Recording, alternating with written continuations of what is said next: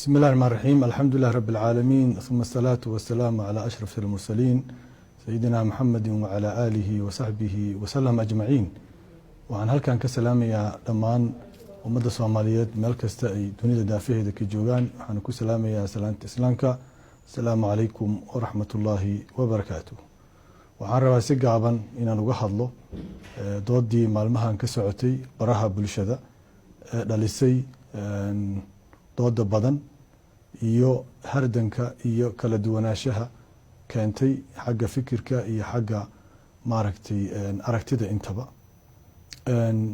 waxaan rabaa marka ugu horeysa inaan u mahad celiyo culimadii Soomaaliyeed ee sida degan nasaaxada leh sharafta leh arintaas uga falceliyay ina soo jeediyay si gaar ah ama si guud waxa ku haboon qaladkii ka dhacay khudbadii aan ka jeedinayay dalka Jarmalka.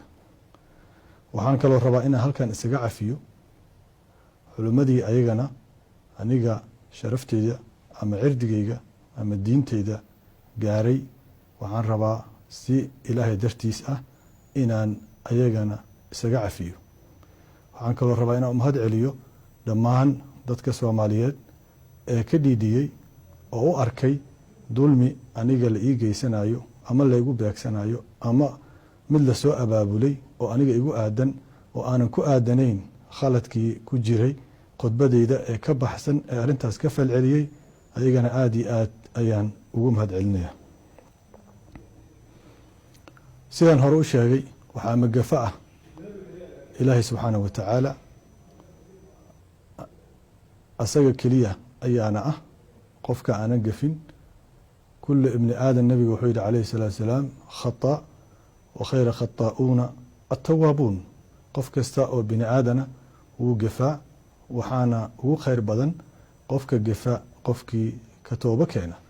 أبوان سوماليادنا وحويري قفك بشر بعض أتهي إناد كقراب تقلد قبي عادة تهي. وحان ربا إنان عدايو سيدا مركه رو عدايي أنوغو مرنا إنو قصد كيهين حديث النبي عليه الصلاة والسلام إلى الشيخي سيحين كويا لا ضد كدلتي إن أنا ديدنين وأنا اعتراف سنة هاي حديث كاس إنه يهي حديث صحيحة متن جيسة معنى جيسة لفظ جيسة انتبه. وعن كلو اعتراف سنة هاي سيد النبي نصوبا عليه الصلاة والسلام وأقبحي فسر كا يفسر هذا يتفسير كا وكبحي.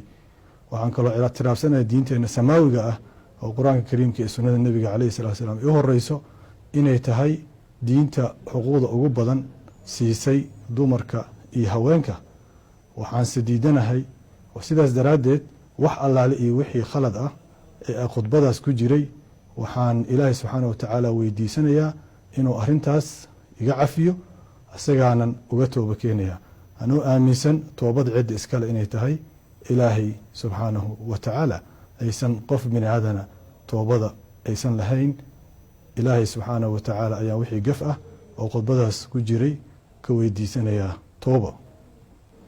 وحان سمركز تديدنه وأنا أتاقنا دون هدو إلهي هذا إن أيضا دينتين أي تهي سنة النبي عليه الصلاة والسلام في كتاب القرآن كأيهين وحا أقبضا دومر كسي حقوق دا إن أوجرو رقم قرعان وبلشدين نكو دحجرة fasiraad qaldan oo diinta laga sameeyay oo lagu dulminayo xuquuqda dumarka kaas waan diidanahay. waxaan ahay qof u taagan inuu ka hortago dulmigaas ka dhiidhiyo difaacana xuquuqda dumarka ay siisay shariicada islaamka. sidaan ognahay nabigeena calayhi salaatu wasalaam habluhu waxay ahaayeen senior councilkiisa wax la yiraahdo taladii golihiisa sare ku jireen. islaamka ayaga ugu horeeyay nabiga wax rumeeyay ayaga qofkii ugu horeeyay oo dhintay diintan ayaga ahaayeen. ayaga kaalin aysan ka qaadan diintan ma jirto. quraankeena kariimkana san hore u sheegay wuu amaanay haween soo jeediyay adduunkan tala soo qabtay wuu amaanay. sidaas daraadeed waan u taaganahay inaan difaaco idaan uga cabsanayo ama oo gambanayna ma jirto. xuquuqda iyo kaalinta siyaasadeed iyo kaalinta bulsho oo quraankeena kariimka ah siiyay haweenkeena. sidaas daraadeed waxaan rabaa in dhacdadaas dhacday iyo falceliskii ka yimid iyo wixii dadka kala gaaray dabcan doodaha dhamaantood intooda badan waa arkayay ama kuwa ka imaanaya culimada ama kuwa ka imaanaya dadweynaha ama kuwa ka imaanayo taageerayaasha ama kuwa ka imaanayo kuwa iga soo horjeeda ama kuwa ka imaanaya siyaasiyiinta intaba waan arkayay waana ii muuqdeen sidaas daraaddeed anigu qof kasta oo arrintaas wax igu yeeleeyey ama wax iga soo gaaray waan cafinayaa qof kasta oo aniga aan dhibaato u geystay ama gaf iga tabanayana waxaan rajaynayaa asagana inuu iska kii cafiyo arrintaasna ay soo xiranto halkaasna ay ku dhammaato dhammaanteen dadka soomaaliyeedna ay is cafiyaan culimmadana waxaan ugu baaqayaa mar kale inaysan la kala safan siyaasiyiinta siyaasadda rag baa isku haya taladeeda rag baa isku haya waxaan rajaynayaa inaysan dhinacna la safanin oo aysan dhinacna u beerin haddii aan la kaftanaba anigaaba xadiiska iyo qur-aanka iyo sunnada